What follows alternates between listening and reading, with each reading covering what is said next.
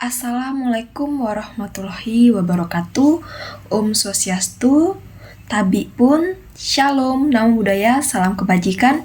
Perkenalkan, nama saya Luffy Trisari, NPM 22411072. Saya dari kelas MNJ 22B. Pada kesempatan kali ini, saya akan membahas materi mengenai manajemen risiko asuransi. Risiko asuransi adalah risiko kegagalan perusahaan asuransi dan perusahaan reasuransi untuk memenuhi kewajiban kepada tertanggungjawab dan pemegang polis sebagai akibat dari ketidakcukupan proses seleksi risiko atau bisa disebut dengan underwriting, penetapan premi, penggunaan reasuransi atau penanganan klaim. Nah, pengertian asuransi menurut Undang-Undang Republik Indonesia Nomor 2 Tahun 1992. Asuransi adalah perjanjian antara dua pihak atau lebih. Di sini, pihak penanggung jawab mengakibatkan diri kepada tertanggung jawab dengan menerima premi asuransi untuk memberikan penggantian kepada tertanggung jawab karena kerugian, kerusakan, atau kehilangan keuntungan yang diharapkan tanggung jawab hukum kepada pihak ketiga. Nah, yang mungkin akan diderita tertanggung yang timbul dari suatu peristiwa yang tidak pasti, atau untuk memberikan suatu pembayaran yang berdasarkan atas meninggal atau hidupnya seseorang yang dipertanggungjawabkan. Tujuan manajemen risiko asuransi adalah untuk menanggung kerugian finansial atas berbagai macam risiko atau ketidakpastian yang potensial terjadi. Asuransi mengalihkan risiko dari pihak bertanggung jawab kepada perusahaan asuransi yang akan memberikan penggantian kepada pihak bertanggung jawab jika terjadi hal yang tidak kita inginkan. Nah, jenis-jenis asuransi itu ada asuransi kebakaran. Nah, asuransi yang khusus mengatur mengenai kebakaran belum ada, tetapi dikombinasikan dengan asuransi lainnya. Asuransi kebakaran bertujuan 23 untuk mengganti kerugian disebabkan oleh kebakaran. Bentuk pertanggungan ini menjamin resiko yang terjadi karena kebakaran.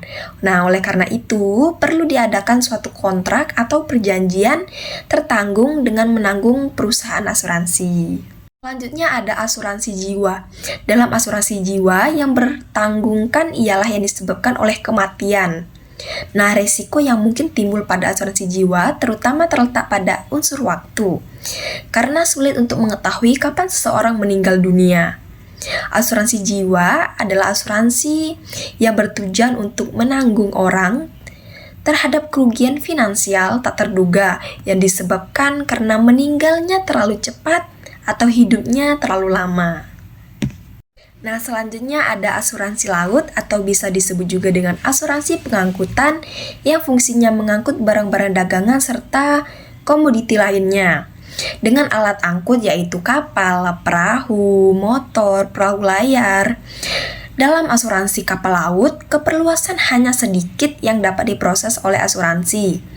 Nah, asuransi menjamin kapal pada saat kapal tersebut sedang berlayar atau mengirimkan barang dari suatu pelabuhan ke pelabuhan lainnya, atau kapal tenggelam dikarenakan oleh bencana alam.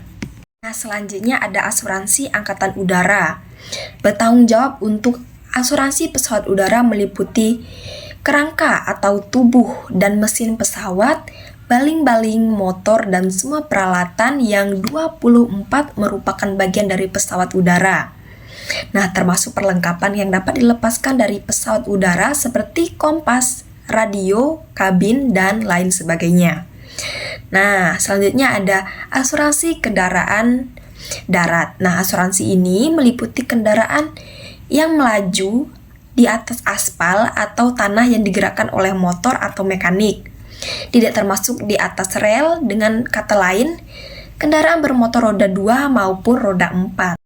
Underwriting merupakan proses penyelesaian dan pengelompokan risiko yang akan ditanggung. Nah, underwriting merupakan asuransi kerugian adalah proses seleksi untuk menetapkan jenis penawaran risiko yang tentunya harus diterima. Nah, underwriting menjelaskan proses penyelesaian dan pengelompokan berbagai risiko yang ditanggung, yang bertujuan memaksimalkan laba melalui penerimaan distribusi risiko yang diperhitungkan menghasilkan data. Sekian materi yang bisa saya sampaikan, kurang dan lebihnya saya minta maaf kepada Tuhan, saya mohon ampun.